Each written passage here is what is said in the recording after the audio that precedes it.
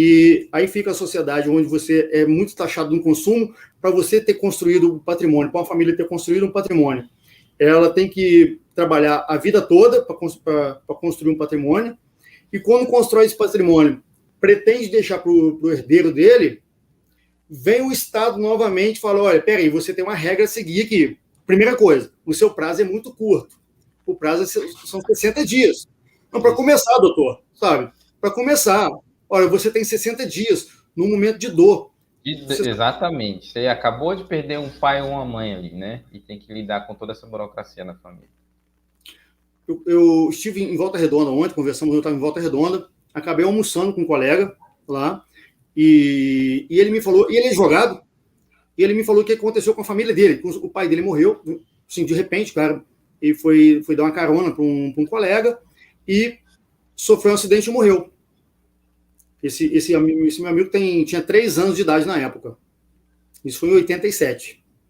Aí o pai dele faleceu, de repente, tal, a mãe dele com dois filhos, não teve capacidade de dar entrada em inventário, não deu entrada em inventário. Com certeza desconhecia, né, todas as questões. Bom, também. E outra, não tinha condições psicológicas, com 2 filhos, perdeu o marido, sabe, um casamento recém-estruturado, muito legal, com 2 filhos de 3 anos, perdeu, e o pai dele tinha um patrimônio super legal, bem legal. Quando, lá na frente, ele tomou consciência do que o pai dele tinha, do que ele podia fazer, ele pegou e fez uma relação do patrimônio e foi correr atrás. O que o patrimônio estava devendo, não valia a pena entrar com o inventário para buscar aquilo. Então, ele perdeu o patrimônio todo. Perdeu o patrimônio todo? Perdeu todo o patrimônio. Por conta do inventário? Por conta do inventário. Como ele não entrou no inventário, não sabia, quando tomou consciência, né? Quando tomou consciência, ele perdeu todo. Foi juros, multa e correção. Juros, multa, tudo. Ele perdeu. Ele não fez a conta ali, ele falou, não vale a pena. Já tinha pessoa morando numa casa, sem documento.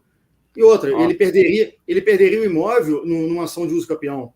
Se ele entra com ação possessória contra o morador, ele perderia, já tinha passado mais de 30 anos. Então, isso é o nosso Estado, que ele apresenta, assim, de fato, o inventário é muito caro e não vale a pena entrar para ele, sabe? É isso. Legal. Eu vi que tem um pessoal aí, quem quiser também pode deixar pergunta aí, tranquilo, que a gente pode responder. Você tocou em eu achei que 2 pontos muito importantes nisso tudo, né? Já eu vou falar de todos eles, mas essa questão de você ter que abrir o inventário na dor, realmente é muito ruim, as pessoas desconhecem, porque tem multa, né, que consegue encarecer tudo se você não abrir dentro de 60 dias, e o custo, que é muito elevado ali, como a gente falou agora há pouco, além dos impostos, tem o advogado, o cartório, e realmente algumas famílias deixam para depois, e aí quando vão ver, acontece esse triste fato de que não fica inviável, né? Então, realmente, é uma família que perdeu todo o patrimônio. Tinha patrimônio, né? Isso que é absurdo. Tinha patrimônio. Não era nada, não era para vender, só era para passar para o nome do filho, né? Então, realmente é algo muito absurdo, né? E que é um entrave, que é uma burocracia. Há casos de família que, às vezes, tem a questão dos recursos, né? Mesmo sendo muito caros, mas que a estrutura familiar é um pouco diferente. Então, às vezes tem famílias que têm herdeiros de núcleos familiares distintos, né? Ou às vezes tem algum relacionamento ali mais tempestuoso, que às vezes todo mundo ali até se respeitava enquanto tinha aquele pilar, né? Aquele pilar estava presente, estava ali apaziguando todos os ânimos, né? Mas depois que não tem mais aquele pilar, não tem mais aquela necessidade de nutrir aqueles amores. Então, nesses casos, aí que traz os outros problemas do inventário, né? Como demora, a briga entre os membros familiares, né? Isso realmente Acontece, gente. Isso não é mito, não acontece só com o vizinho, não. Isso pode acontecer com a família de vocês, né? Porque às vezes é uma questão momentânea, né? Pode ser até uma questão financeira mesmo, de um herdeiro ou outro que tem. Às vezes está todo mundo bem, mas que no momento da sucessão, um ali pode ter dinheiro ou não, né? E aí já começa a iniciar uma questão de conflito ali familiar e que traz muitos problemas que quem tem um patrimônio, se for analisar os piores problemas, esse poderia ser o pior, né? Que você perder a harmonia familiar. Eu sempre bato muito nessa tecla, porque isso é muito ruim. E tem a questão... Você quer falar Não, tô beleza.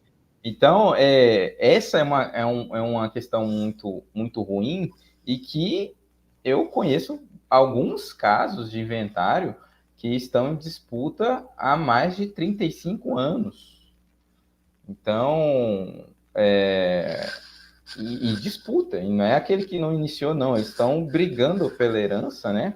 E demora, e é caro, é ruim para o cônjuge sobrevivente. Realmente, o inventário, a gente tem que entender que ele é um grande problema. Então, quando a gente não tem essa visão, acha que vai ficar tudo bem, acho que não, isso só acontece com a família do vizinho, né?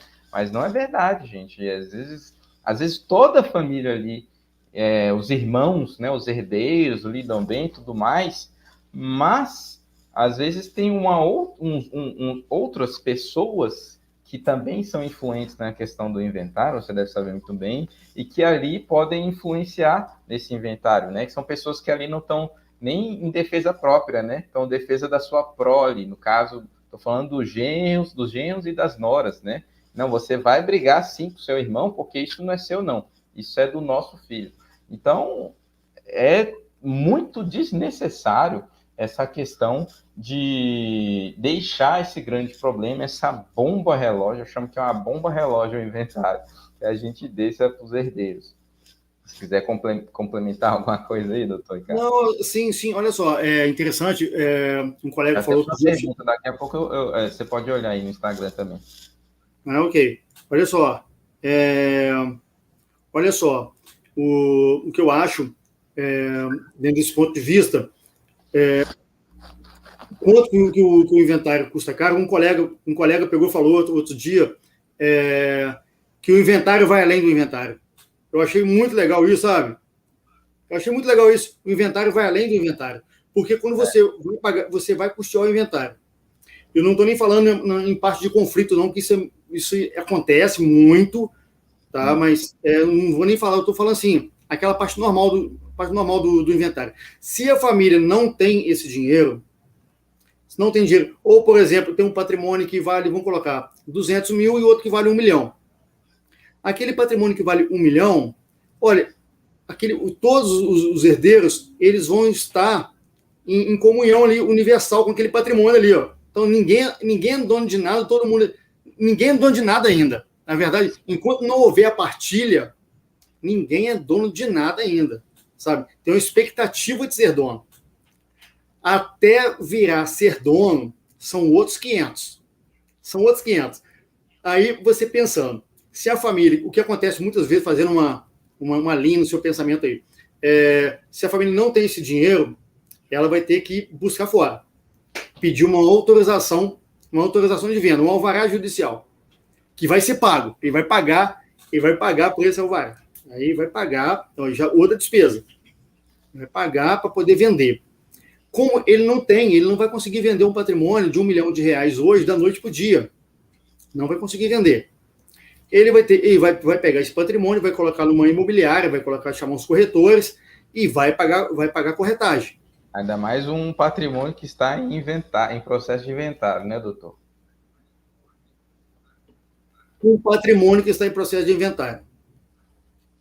Então, assim, é isso. Então, se tem algum morador morando naquela casa, ele não vai morar naquela casa mais, né?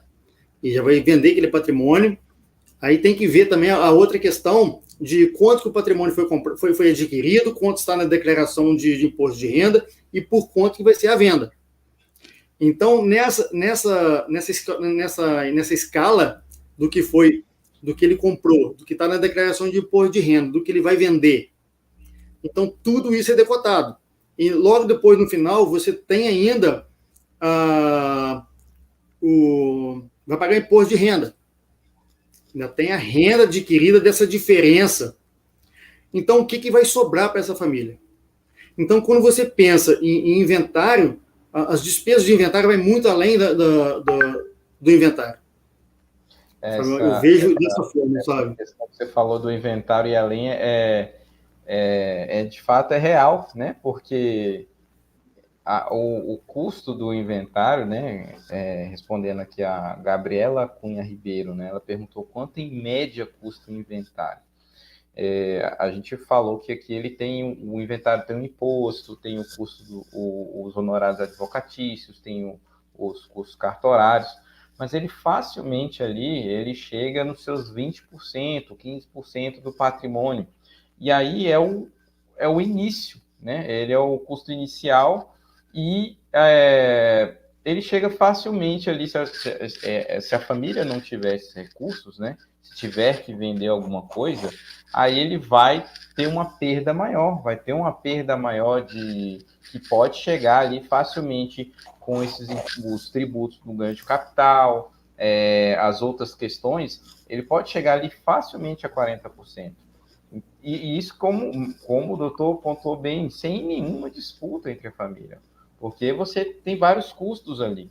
Então, e são o custo que você tem que pagar grande parte à vista, né? Vista. Então, não, a gente está falando uma vista, é a vista. O patrimônio, ele se perde aí no tempo, se perde no tempo. E por isso mesmo foi essa busca nossa por uma ferramenta eficiente, né? Porque essa holding, a criação de holding, é uma ferramenta eficiente, tanto no que diz respeito àquela doação que você acabou de falar, que o doutor acabou de falar, né? Ele é eficiente naquela doação, porque quando você tem aquela doação, você vai depender, se caso você precisar utilizar aquele patrimônio que outrora era seu, e você precisa utilizar aquilo porque você recebeu uma oferta muito maior, muito mais vantajosa, aí você precisa da outorga da sua nora, do seu genro. E se os dois tiverem conflito ainda, já era, esquece.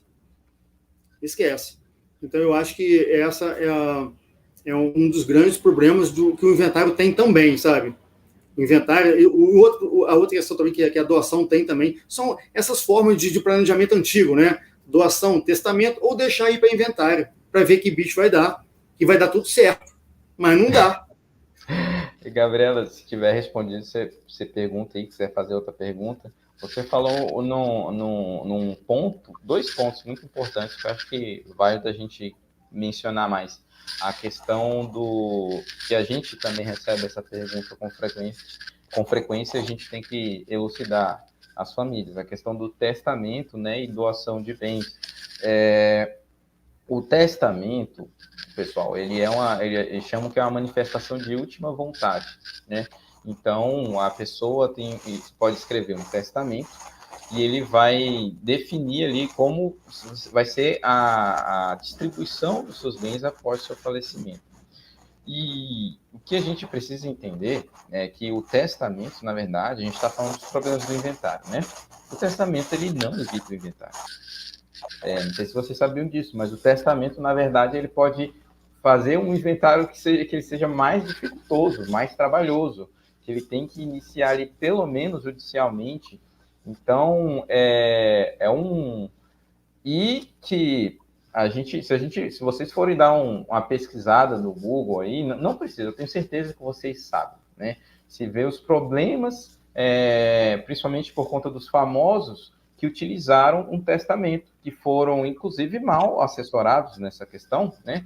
Que utilizaram o testamento, a gente pode citar aqui, por exemplo, o caso do Gugu, né? Que tem a sua herança lá, e que está nos jornais, que a família já... a sua vida ali, pessoal, já está na boca do povo, tem todo mundo julgando, já aparece também casos homoafetivos da vida pessoal que ninguém tem a ver com isso, querendo parte, e utilizou o testamento. Ele utilizou o testamento e está lá. a família brigando. A sua vontade não vai ser feita, né? A família continua passando pelas brigas do inventário, pelas dificuldades, está sendo caro pra caramba, e tá dando eco no áudio. Eu vou tentar ver aqui o que é. Então, pessoal, não é um tipo de planejamento que a gente acha que é muito interessante, sabe? Pelo ponto de vista